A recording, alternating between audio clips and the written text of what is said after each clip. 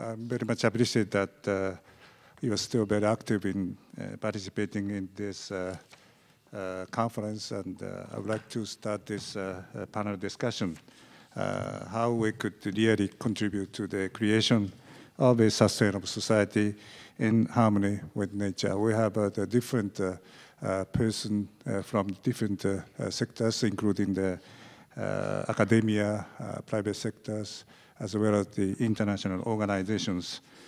Unfortunately, one of the panelists, whose name is Sander van der Loo, who is a professor at the Arizona State University, and he is a former dean of the Graduate School of Sustainability, and he is a very important partner of our association, but unfortunately he could not come because of his personal circumstances, and therefore he could not come, but he kindly sent us his video message. And so before starting the lively panel discussion, I would like to ask the Secretariat to deliver his message by video.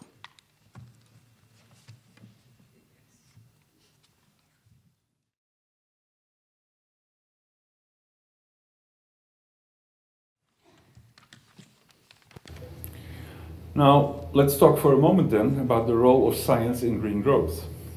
I would argue we need a fundamentally different kind of science. We need to begin by opening up our kitchens, our disciplinary kitchens, to each other and to the wider public to create much more transparency. Because that will help us recreate trust, but it will at the same time create a more diverse science, which in itself has many different approaches, which we will then experiment with, try out, correct, try out again, and so on and so forth, which is a much more satisfying way to actually begin to deal with evolutions towards the future. And it will then go from ex post, studying origins, to ex ante, studying emergence. Now the question here is also what the role of the scientist actually is in the public debate. And many scientists hold to the old Mertonian view that the scientist has to be purely objective and not express opinions. I think that is very rapidly changing. We are now in the sustainability debate experiencing that we are beginning to be a normative science, and that therefore the scientist not only can be, but almost inevitably is driven to be an advocate. It's very difficult as a scientist to see a train wreck in the offing and not do anything. That then means, do we focus on scientific uniformity, as for example the IPCC has done, or do we go for a diversity? And I would also argue that a really important part of all of this is that we need to learn how to actually communicate effectively in the framework of the people we are addressing, rather than in our own framework. We should be talking with people rather than talking to people. And in that whole thing, we need to take the social setting into account. We need to develop reasoning and understanding and see that they are contextual and uncontrolled in science just as elsewhere. Problem definitions and solutions are negotiated simultaneously. The linear model of science is unrealistic in both public and scientific contexts. Reasoning improves with positive stimulus. It degrades with alienation and disempowerment. And that alienation is something that we are very often responsible for as scientists. You have to realize that there is a very interesting social role of ignorance. It is to avoid the direct threat to existing social arrangements.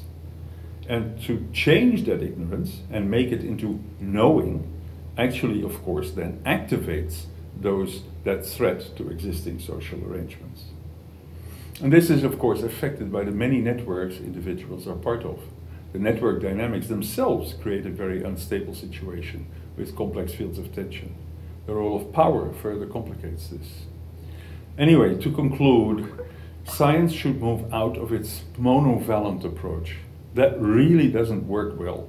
And we need to thoroughly think through how we may actually move to create a science that will adequately respond to the challenges of the 21st century. Thank you very much. I would like to ask to the individual panelists, but at first I would like to say that we already requested them to include these 2 points in their presentations. It means that how your organization could contribute to the realization of the vision for the society in harmony with nature, and how your organization itself would have your own vision in relation with this long-term vision to achieve the sustainable society in harmony with nature.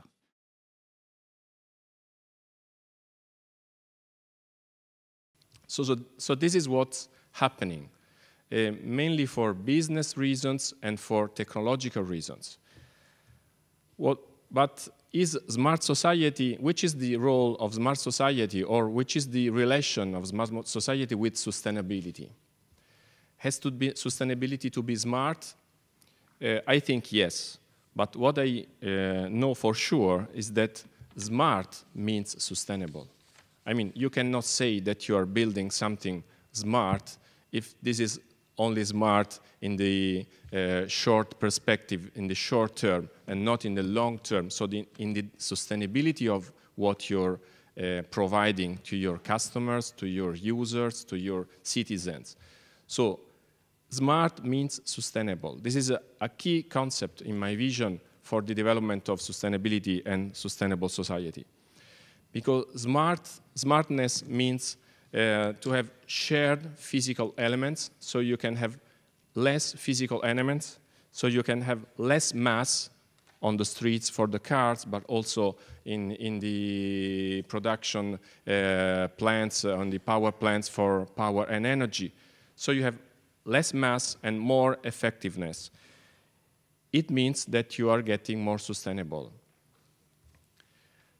So what we need to do in our core activity as scientists and professors and academia is to build a smart grid of knowledge. I think we are already doing. I mean, for example, with Professor Takeuchi, we started from the concept of network of networks, network of different networks of entities, universities, research centers. This used to be first concept of a smart grid of knowledge. This is my interpretation now. I didn't know at that time, but my interpretation now is that that was a first step towards a smart grid of knowledge we can build. So the smart grid of knowledge means that the sustainability solutions, so even technologies, and knowledge production and diffusion must take the chance of the smartification of society.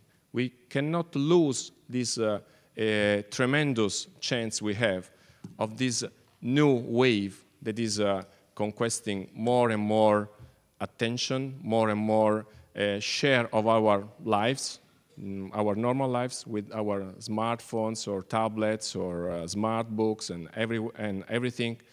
We cannot lose this chance to catch the occasion for improving sustainability through smartification. Because if we allow smartification to go ahead only in the push of business or technology without a common factor of interest and a long-term vision that is the sustainability, so smart, it does not mean sustainable. While, in my vision, smart has to be the same meaning of sustainable.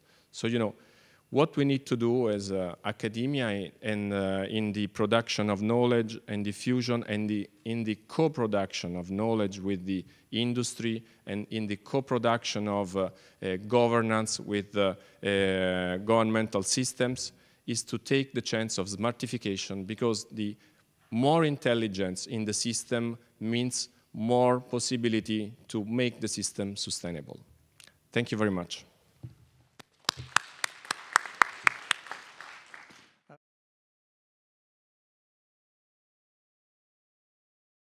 Today, I will be giving a talk as the past Vice President, Science Council of Japan, Nihon Gakujutsu Kaigi desu.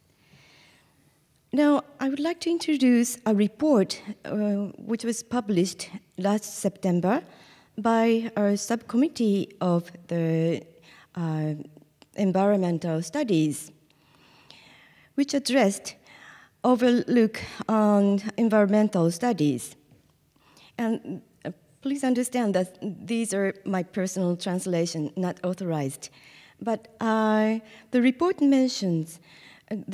describes the interaction between human and the nature as with this figure, as the human productive activities are influencing through changing on Earth's surface or waste disposal of various aspects of the nature. But at the same time, we benefit from nature by getting resources and energies. And these nature affected by human activities will influence the humans as well. And there is a very grand circulation. If the sustainability of the circulation is broken, it causes various environmental issues. This is one of the answers to the question one, what's our organization's visions for a sustainable society in harmony with the nature. In addition, I'd like to introduce another report, which is now under peer review, so it's not published yet. And again, the translation is done by myself, so it's a real personal translation. Simultaneous translators, please read the Japanese part. It's the original writing. This recommendation is prepared for the 5th Science and Technology Basic Plan, which will be finalized by CSTI, Council for Science, Technology, and Innovation later this year. But we are preparing some inputs from academic point of view. In that report, the present Vice President of Science Council of Japan for International Activities, Professor Hanaki, and myself wrote a part as international activities. In that part, we wrote that Japan has often been threatened by severe natural disasters. At the same time, we are nourished by nature within its rich resources, with changing landscape by regions and by seasons, and with its heart. In such circumstances, a sense that human beings is only a single biological species, which constitutes a part of natural environment, has been fostered quite naturally in people's life and their values. And this is our concept or vision for a sustainable society in harmony with the nature. These may be the answer to the second question, but still conceptual. And I'd like to introduce Future Earth as a possible, more practical good opportunity where Science Council of Japan or Japanese scientists can contribute to the vision. Future Earth, as I mentioned before, a very unique and holistic scientific program, and Science Council of Japan is very pleased to be a part of the global secretariat, which is distributed to 5 countries. This is very unique as a secretariat body, unique and ambitious, maybe very challenging. But I believe that the style of this secretariat itself is being along with the idea and concept of Future Earth. And with the visions I introduced before, would be also the basis of the operation of Secretariat. And with the Asian and Japanese philosophy and spirit. Thank you very much.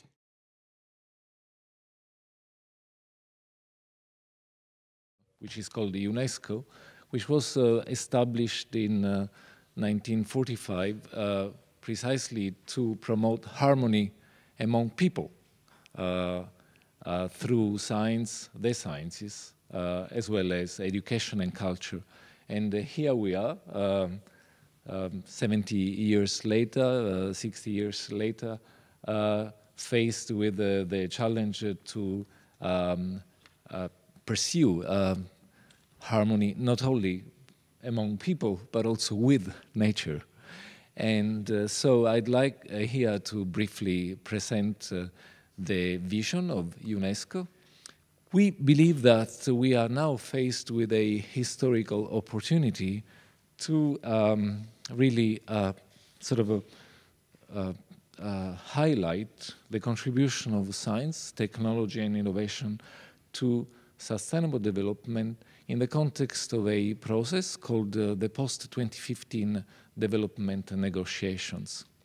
And why am I mentioning this? Because you could have a wonderful, one can have a wonderful vision, but you also, for that vision to be realized, you have to rely on relevant processes. And normally, at the global scale, the UN facilitates negotiations among the almost 200 member states recognized by the UN. And these very days, negotiations are happening in New York, and they will be completed in July, and on the realization of the so-called post-2015 development agenda, which will take over from the Millennium Development Goals.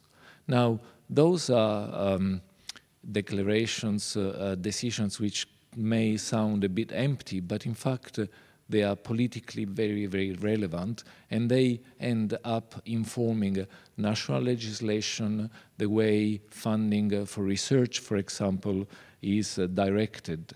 So I think it is an opportunity for sustainability science to feature in the context of the post-2015 development agenda. When the United Nations General Assembly took a resolution on harmony with nature, we have to recognize that that was largely due to the vision of Japan. Someone has to take the initiative, so I really hope, we really hope that in New York, during those negotiations, some governments will lead really in putting science and in particular science for sustainable development, sustainability science, at the center of those negotiations. And to be more specific, there will be a declaration which will frame the so-called Sustainable Development Goals. And then we have Sustainable Development Goals related to water, oceans, and there is a lot of science in there, but you also have the so-called means of implementations which would cut across all of those goals, including the education goal, the poverty reduction goal, and science feature there as an important means of implementation of the post-2015 development agenda. And finally, I'd like to conclude by saying that we are hopeful also because there are multiple signs at multiple levels that science is really being mainstreamed into the preoccupations of society. So the Secretary General of the UN has established a scientific advisory board that Professor Zachary referred to earlier today. He is a member of that board, and so is Kuroda-san from Japan. So we continue, we are sure that Japan will continue playing a leadership role in this area. Thank you.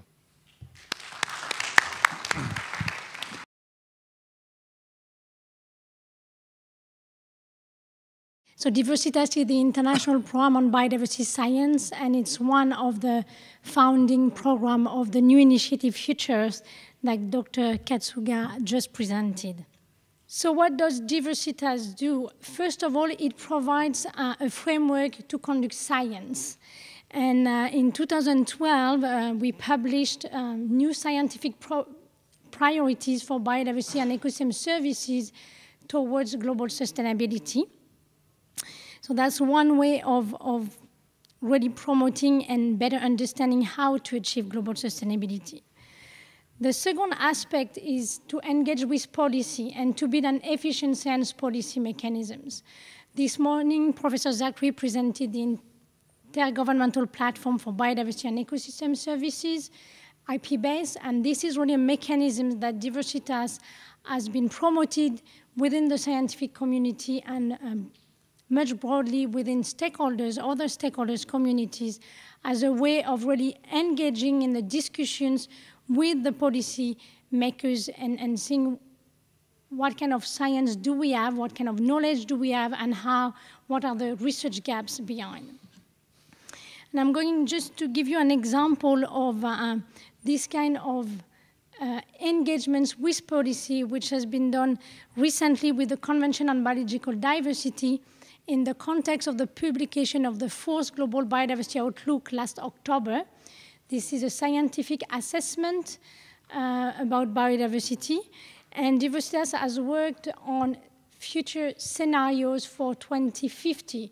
So it's not only ecological scenarios, but socio-ecological, economical scenarios, sorry for this long name, to meet biodiversity objective towards 2050.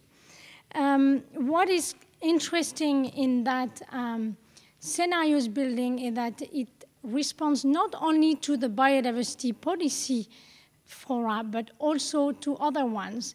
So the idea was not only to conserve biodiversity, but also to stay in a limit of 2 degrees temperature in terms of climate change, and also to meet the Millennium Developmental Goals, especially on food and water.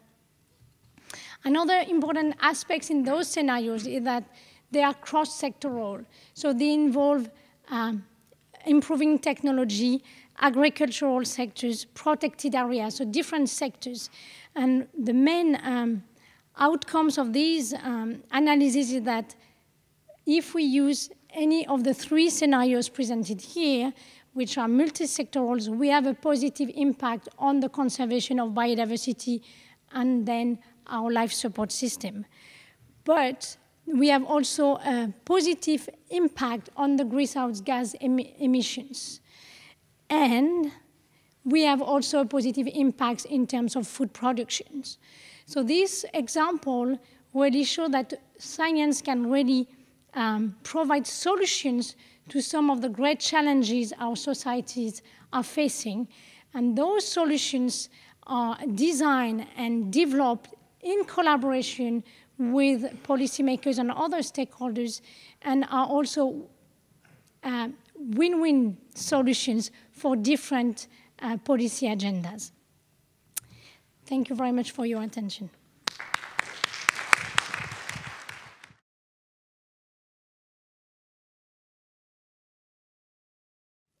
I was introduced. I am still involved in both business community and social organizations. The social organizations I'm involved are twofold, basically. One is the United Nations Global Compact, and another is an organization called the Japan Platform, which is an emergency humanitarian aid organization. So today, I'll be talking about this can a corporation contribute to building sustainable society from this combined business and social organizations perspective. Here, this chart shows my way of classification of stakeholders into 3 categories. The box in the center, but number 1, financial flow. is a customer and investor as stakeholder views. Here, CSR means, in this #1 box, to offer high values to the market and customers and generate profit so that investors receive dividends. This is a traditional view, and most of the SMEs, small medium enterprises in Japan, view in this way. Another is to see stakeholders who are related to business processes directly. On the right hand, #2 box, stakeholders are employees, suppliers, logistics partners, sales channels, and general partners. CSR being widely accepted by many advanced, large, and global corporations recent years is to respond to the expectations and requests of those stakeholders.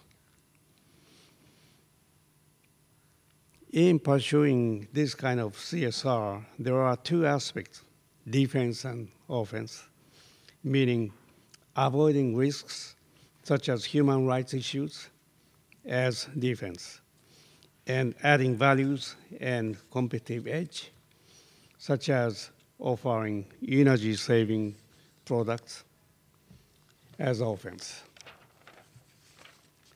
Another is to view surrounding factors, such as natural environments, infrastructures, and social systems as stakeholders.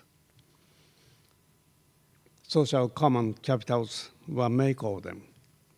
This is shown in the box 3 on the left side, and views that if they are not sustainable, corporations can never be sustainable.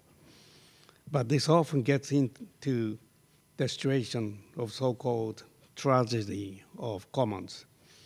The key to avoid this tragedy is to create a business model with which a corporation can keep good business reasons to work with these stakeholders.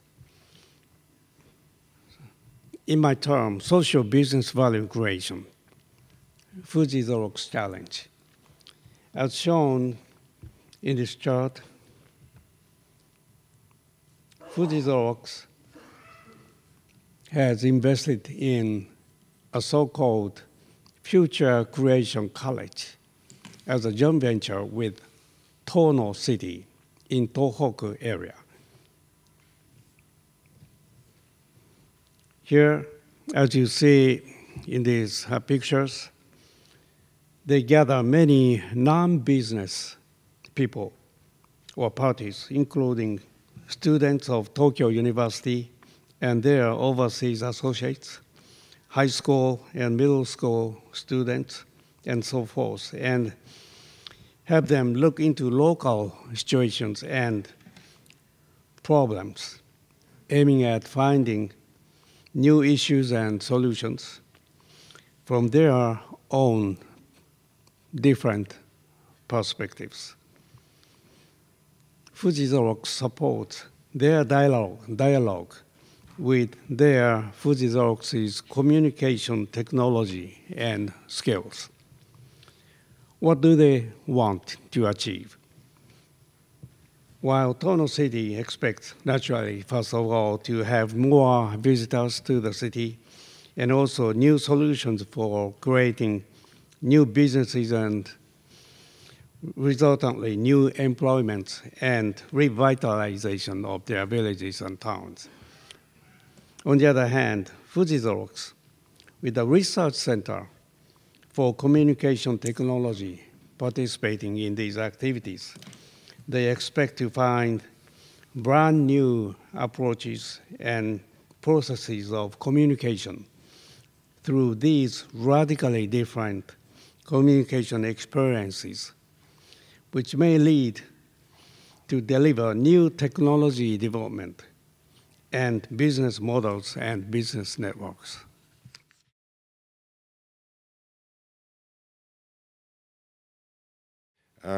We have taken action since some time. Our group, established in '63, is leading in power production in all phases, and actually has pioneered effort in so-called utility scale renewables. Utility scale, I mean renewable energy, which is significant to tens of thousands of people or hundreds of thousands of people. We have been amongst the first in the early 90s to develop significant biomass and wind capacity. We have founded the first large asset management group in environmental, which is now traded in London Stock Exchange with over 3 billion euro of assets. And in a lifetime, we have put into operation over 300 megawatt of wind projects, which is about the equivalent of about 1 million people, full electricity consumption. And we are very active in providing services in this field. So over the past 20 years, we have really transitioned from our early on years, which was participation in coal, gas, oil, and participating in about 60% of the capacity. This type of environmental investments are put into action. We have tried to use our best in terms of managing these different expectations, and I wanted to show you a medium-sized power plant. This would care about 5,000 people electricity consumption, and we did in this case most respectful insertion into the existing environment. We built on a side of this plant a special facility together with the WWF in order to not only not impact biodiversity, but in fact to enhance biodiversity. So what we saw as our mission was not trying not to create a damage, but on the other side, using this investment to promote biodiversity, whereby, as we all know, biodiversity is under attack in many different ways. We try and design plant with a maximum attention to existing cultural aspect. For example, in this case, which is again a photovoltaic plant, we had, you may see some stone walls, and actually, I don't know if I can do this. Yes, these stone walls are handmade and are centuries old, okay? So we designed, as you can see, a very sort of, it says it's not geometrical. What we tried to do is, together with architects, design a photovoltaic plant which would not disturb such architectural and heritage type of features of this land, and such that if any time in the future the photovoltaic industry will be replaced by something else, we can just pick up, take everything away, and the soil and the environment will be exactly as it was before, pristine. You also see, for example, that we used certain type of foundations which are actually do not intrude into the ground. So again, very easy to remove, very easy to take away once once this should be needed. And these are only some of the features we took into account into the design of such environmental plans.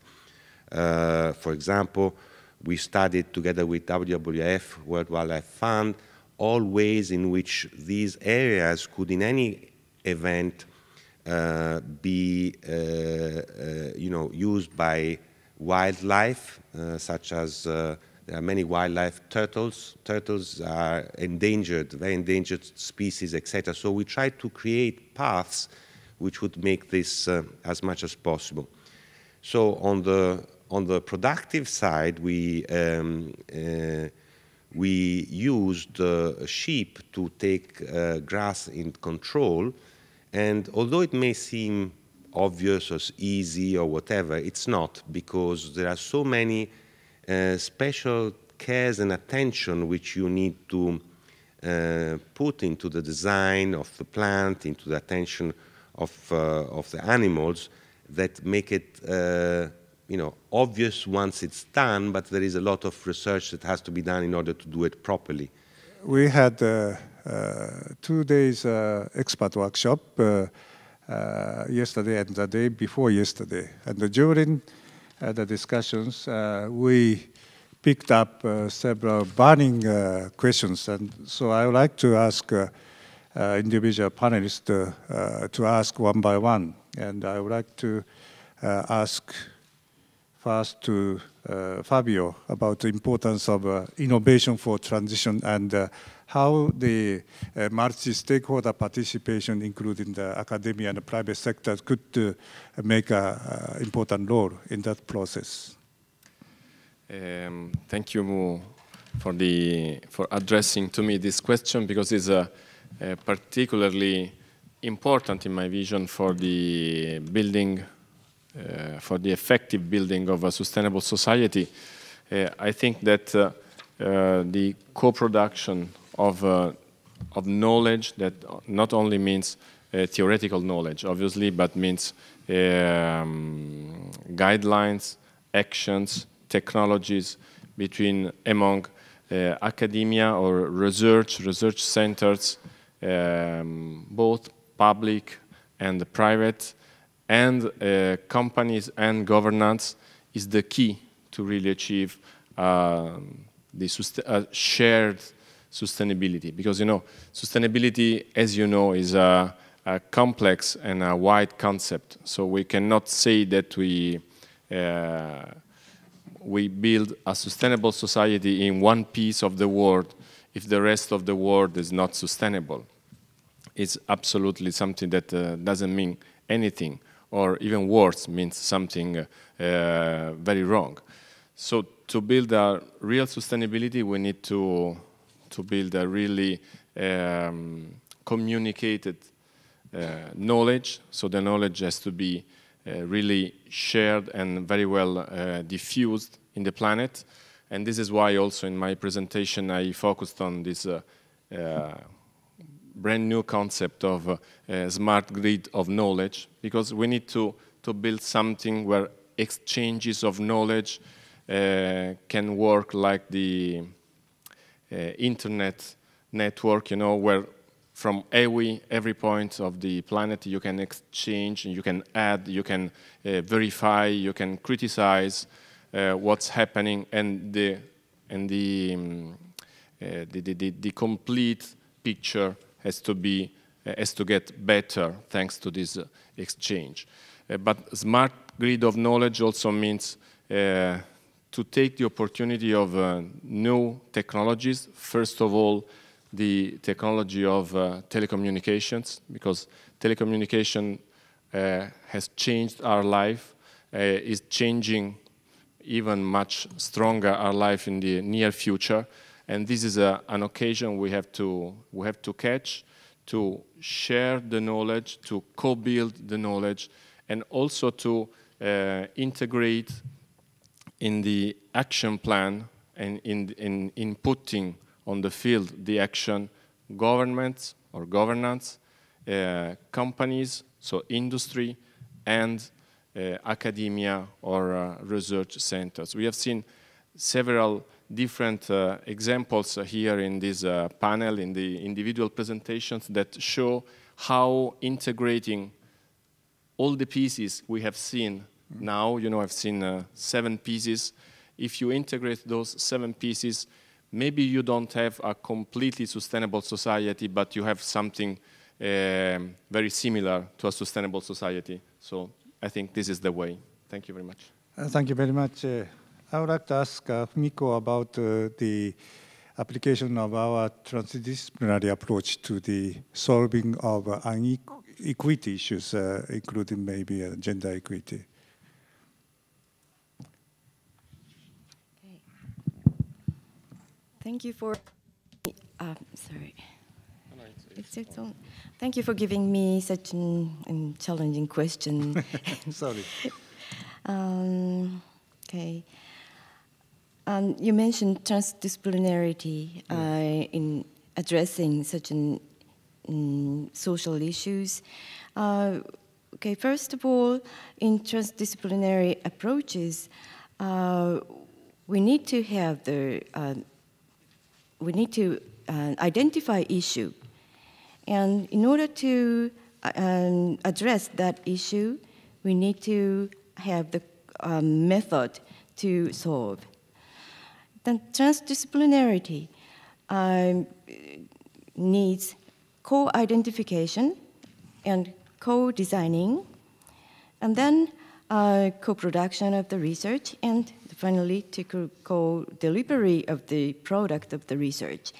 So the initial challenge is how to set the issue. And issue setting itself has a difficulty, of course. However, in order to take the transdisciplinary approach, we had additional difficulty. First, identifying the stakeholders to be involved, to get engaged. Without identification of the stakeholders, we cannot set the goals. So, first challenge is to have the picture of the issue, which is now addressing the inequity or or other social issues. We have to focus on the social aspect to be involved, to create that issue. If the inequity in gender issue, that will be more focused. But if we have to address inequity in the society in general, there are multi-layers of the problem to be addressed. The poverty eradication would be one goal.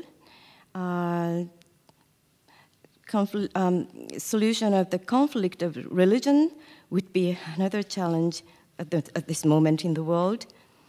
And depending on that issue, we have to we have to identify the stakeholders to start the discussion, and then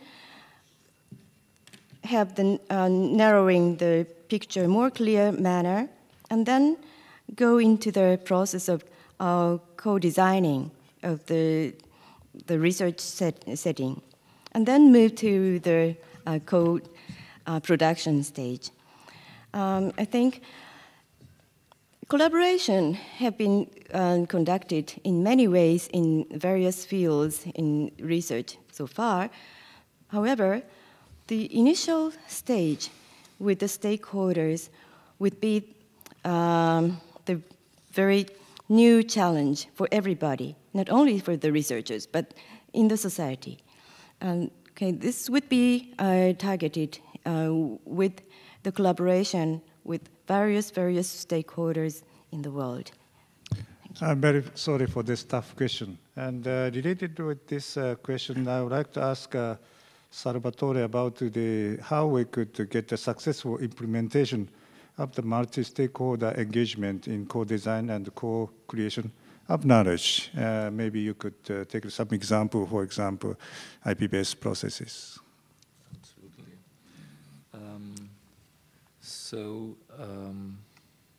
I was just looking for the question. Anyway, yes. So thank you, Takeuchi Sensei. At the international level, the dialogue between sort of science and policy making and science and society has been facilitated for the past, at the international level and especially in the context of the United Nations for the past 20, 25 years through a process called the process of scientific assessments. So to the best of my knowledge, the first example,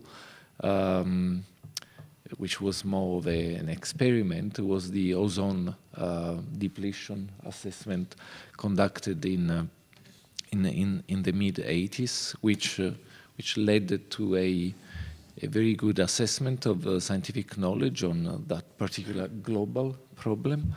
All the ingredients, the success ingredients were present. So the knowledge, the scientific knowledge to be assessed was there. The scientific community was mobilized. Experts were mobilized so that that knowledge could be assessed. The knowledge was packaged and presented to decision makers who agreed in a record time on an international legal instrument, the Montreal Protocol, which was then signed and ratified again very, very promptly, which entered therefore entered into force very quickly, and a multi-billion fund was created. And that was because the alternative technologies were available and a market there were market opportunities. So 25 years later, I think we've learned quite a bit. And for example, one of the lessons that we learned with an assessment, in fact, with a Millennium Ecosystem Assessment first, and then with an assessment on international, it was called the International Agricultural Science and Technology, International Assessment on Agricultural Science and Technology for Development, was that ideally those processes, because they are essentially social processes, although it is about assessing scientific knowledge and increasingly other forms of knowledge, they are essentially social processes. So ideally they should be, if you like, managed by multiple stakeholders. But what happened with the agricultural science and technology assessment was that we had around the table representatives of the UN, the CEO of Unilever, civil society, and we also had the private sector, for example, Syngenta working with the GMOs, etc. And it was a very, very interesting process. But at the end, some of those stakeholders walked away. So we learned some important lessons about the fact that stakeholders have expectations. They also have aspirations. So I think in order to avoid that expectations be too different, you first of all have to create aspirations that can be shared. And finally, I'd like to say that it's an ongoing battle. For example, with the newly established intergovernmental platform on biodiversity and ecosystem services, governments decided, no, we don't want this to be multi-stakeholder from the point of view of who's going to actually manage the process. So they decided that this will be purely intergovernmental, but they also agreed that a multi-stakeholder strategy, a strategy for involving multiple actors will be developed and agreed upon. So at the end of the day, it is a multi-stakeholder process, but it also is largely managed by governments. So it is, in a nutshell, it's a struggle. It's a struggle, but the multi-stakeholder perspective is absolutely fundamental. I've given the example of the scientific assessment model, but I'm sure Fumiko-san would agree that also when it comes to research platforms such as Future Earth, you need, in order to ensure co-design, to bring on board the multiple aspirations and expectations of various diverse stakeholders. Thank you. Thank you very much. Now I'd like to ask Anne-Helene about the mainstreaming of the biodiversity, which is unfortunately not so popular in the business sectors, for example. So how we could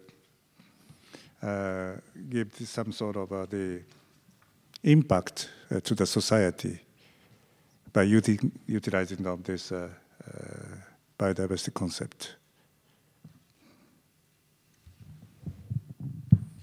I think which is one of the very important issues of Aichi biodiversity target to be achieved by the year 2020. People's awareness to the biodiversity. Yes. How, yep. So if I understand well, your question is how to mainstream biodiversity within more the business sector. And yes. Yep. And so I think there are two aspects in it. I think in a way biodiversity is already the basis of many of the business. If I take, for example, the food system, the agricultural system, we know that the innovation, agricultural innovations, selection of new varieties, resistance to insecticides or even to pests and pathogens and so on, is based on the genetic diversity of some crops, for example. And that has been very shown largely in the case, for example, of rice culture in China, where you had an experiment with a variety of genetics in a field, and that was much more resistant to pests and pathogens, and then farmers were not to use so much of pesticides, in fact, in their fields, so they had a positive profit gain. So I think it has already been used in some extent. However, there is still some work to be done, and I think we got good examples where some of the environmental aspect was really taken into account in your companies, for example. I think that, as Salvatore mentioned about stakeholder engagement, business is one of those stakeholders, and one thing which is very important is the acceptability on both sides and sharing kind of common knowledge or understanding of each other, of the goals of each of us, and that's one way of making progress into taking biodiversity into account, or the protection of biodiversity by some companies.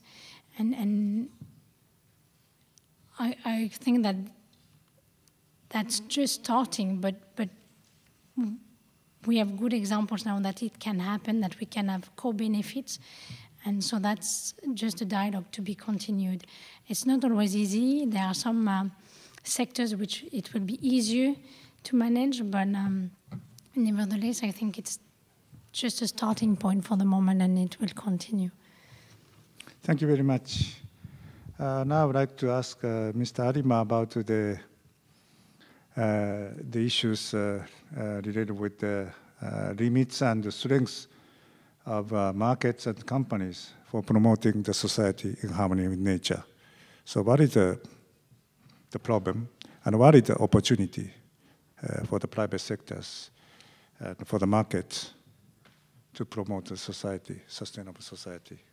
The question was, what are the opportunities for the... And challenges. Challenges and opportunities. Oh, both. Of, sorry, I missed about green economy or... Yeah, green economy, it's okay.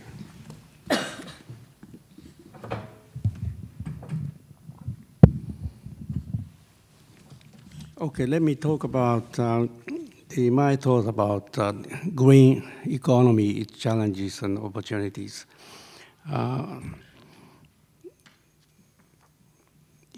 I'd like to pick up one example, which is actual case occurred maybe 10, 15 years ago in Fujitsu, my company. And we pursued recycling, and back in mid-1990. And at the time, the recycling was to avoid the environmental, the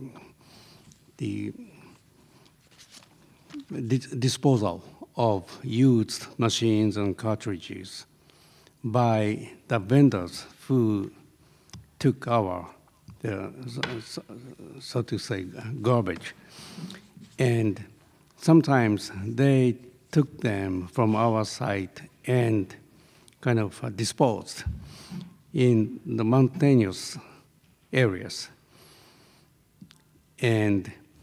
But those garbages had our brand on the machines or cartridges. Although we did not do that, we paid money to the vendors and they disposed, and that happened. So in order to avoid that kind of things to happen, we decided to go into recycling. And for the first 8 years or so, we lost money. The recycling takes time and very cumbersome, a very complicated process. It is much easier to buy new components and build new machines, brand new, and cheaper. But we thought recycling is valuable and we really needed to do that. So we decided, we kept pursuing and motivated people that this is the good thing to do. And we really have to make this a profitable process. And after 8 years, we could make it profitable. And we filed 200 patents with ideas and inventions. That happened. So, in my opinion, if we pursue consistently, we can make the risks into opportunity. And that's how the business community should be convinced and pursue. That's my opinion. Thank you very much.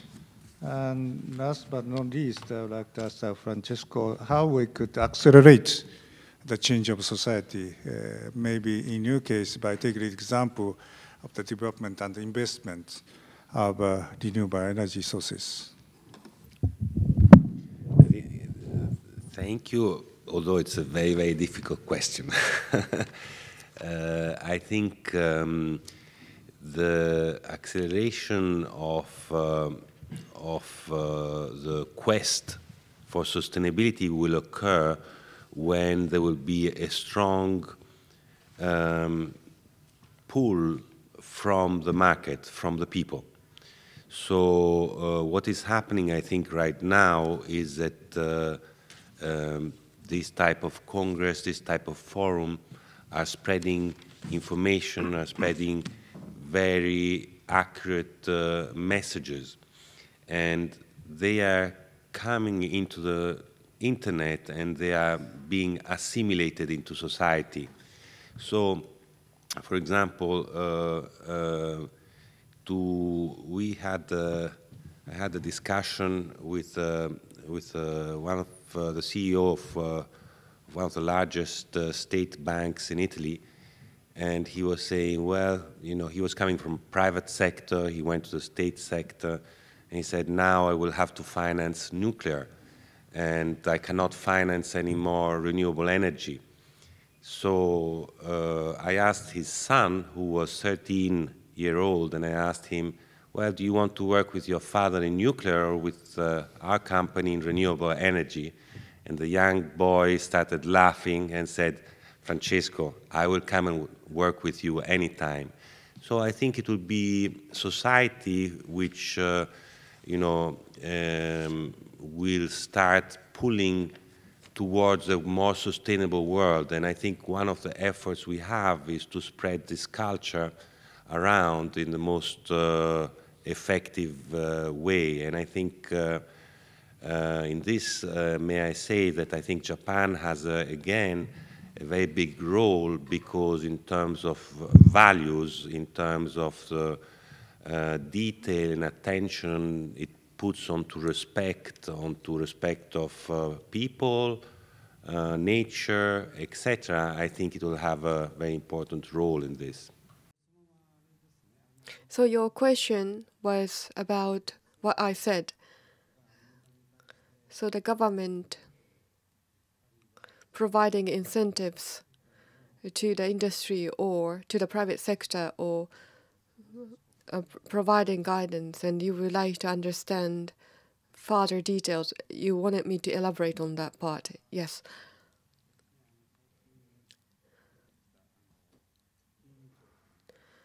The FSA has recently announced stewardship code and also governance code to companies, investment institutions, and banks are involved in this. And from the companies that receive investments, those announcements and codes announced were of great interest. And that they will become great incentives. But in other words, those companies who cannot meet requirements will, to some sense, be penalized by the society. So that will probably happen in future.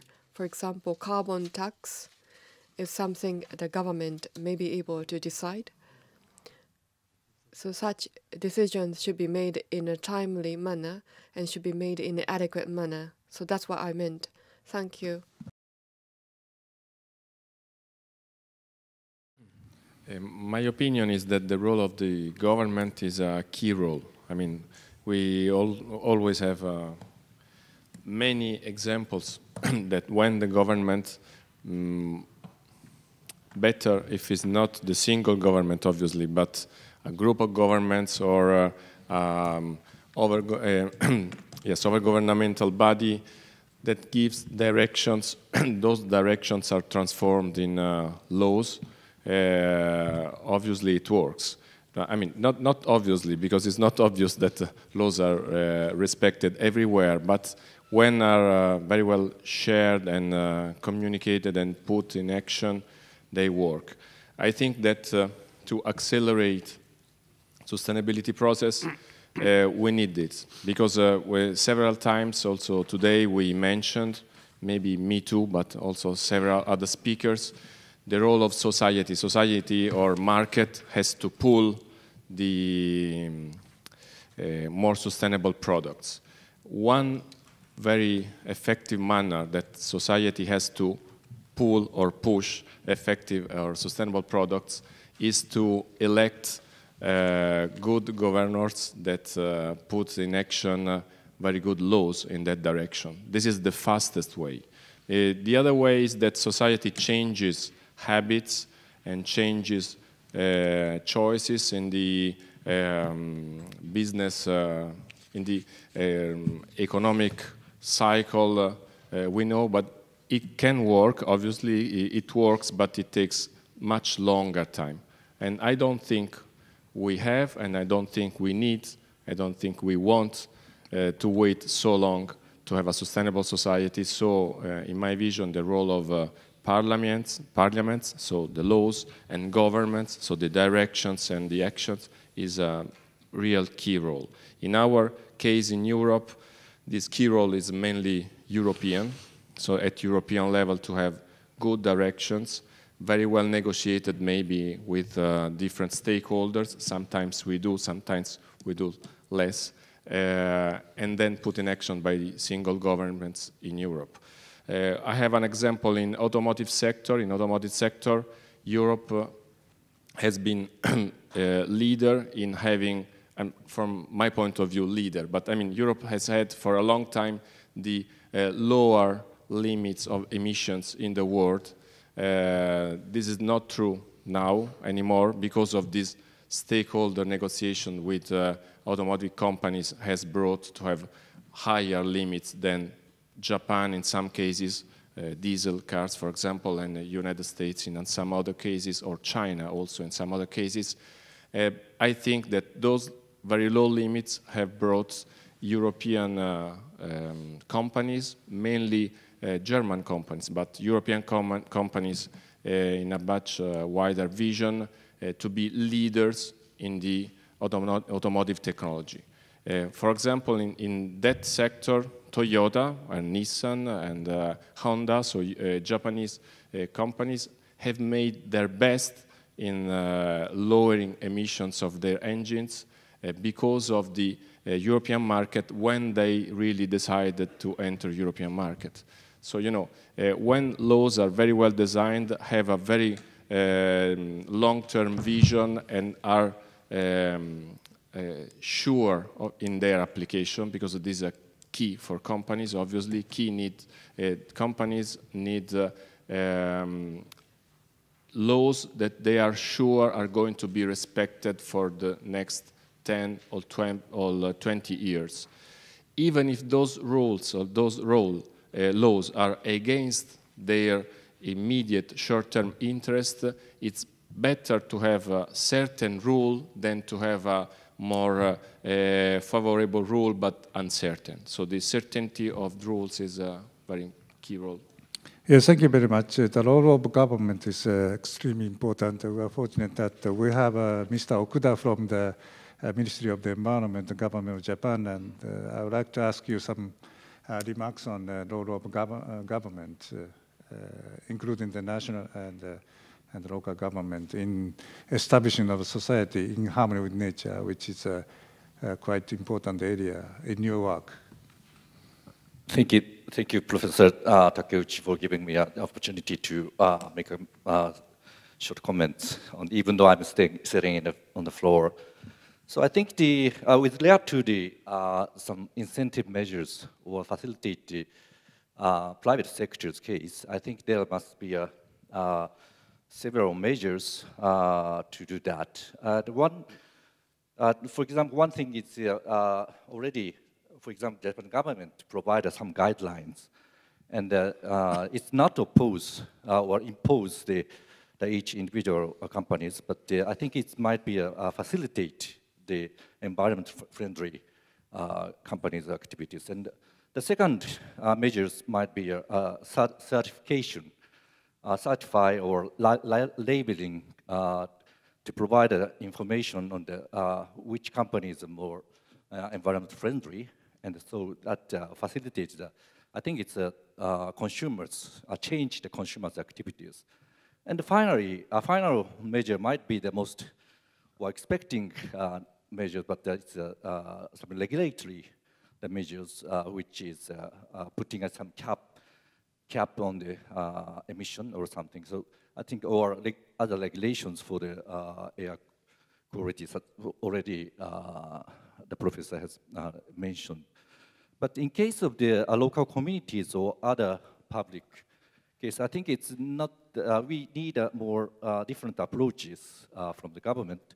And I think in our minister's case, we might be one of the good facilitators or coordinators to promote the local initiatives or educe the potential of their abilities to create a sustainable societies. So in that sense, I think it's what we can do is for example, to the local government, we encourage them to develop their original local plan for the local society, and also provide and assist their measures to implement such kind of plans. And finally, I think we can work together to create some kind of platform together to invite all the stakeholders. So I think such kind of measures might be one of the role of the government, but I think what I'm thinking is most important is their autonomy or that not the government impose anything to the each stakeholders, but work together and to educe their ability to create and what they can do, what they should do to make them understand. And that I think that I wonder whether that is make a point, but I think I can contribute to some of the discussion. And thank you very much. Thank you very much. I'm very pleased that we could have a very interactive discussion to find out the various important issues, including transdisciplinarity in research, innovation and investment for green infrastructure, co-creation and co-production of knowledge and its application, and finally the importance of multi-stakeholder involvement. I would like to thank the great contribution of all the panelists, and I would like to close this panel session. Thank you very much.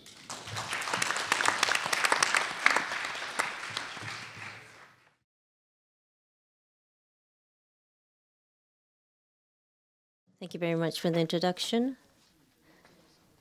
I am Sumi, President of National Institute for Environmental Studies. Thank you very much for staying with us for such a long day. I think it has been a very interesting dialogue. So just like to share with you a little bit about our institution, National Institute for Environmental Studies. Back in the 1970s, vis-a-vis the Yokkaichi disease and Minamata disease, initially we started with the pollution, which has been a major issue back then. That was the beginning of our institute. And since then, we've been trying to address more about global issues, extending from the local disease. So we do have research divisions on the global warming as well as biodiversity. Also, we deal with waste management and natural resources. Also, we deal with the regulation of chemical substance, health. So we do have a variety of divisions within our institute. So going forward, we need to have more collaboration of scientists across the different discipline. And in order to achieve that, I think we are in a fairly blessed, fortunate environment. However, there continues to be a strong silos restricting the framework of each of those disciplines. So we're working hard to dismantle those silos. Especially we like to leverage on the younger generation as much as possible to have more of those transdisciplinary research to involve more of them into the future. Also, within the National Institute for Environmental Studies, since its beginning, sustainability, we have been part of the institute to study the sustainability. So SSC, Sustainable Science Consortium, we've also a member of SSC as well.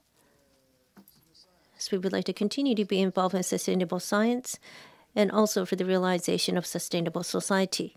We would like to continue our effort. In closing, we know what is necessary, but the means to bring about those ends, and that is the most difficult part. So we need to have the successful example. We need to have the case studies so people can be more confident to move forward. So it is our mission to create those successful examples, little by little, but steadily. I think that is important. So it might be a fairly small-scale examples, but of course we can, small cities, small entities could collaborate with one another. So we can reflect on those examples. So going forward, we would like to work together with you. So this symposium, I believe, will be held in some different format next year, but we would like to ask for your continued support and cooperation. Thank you very much for your participation.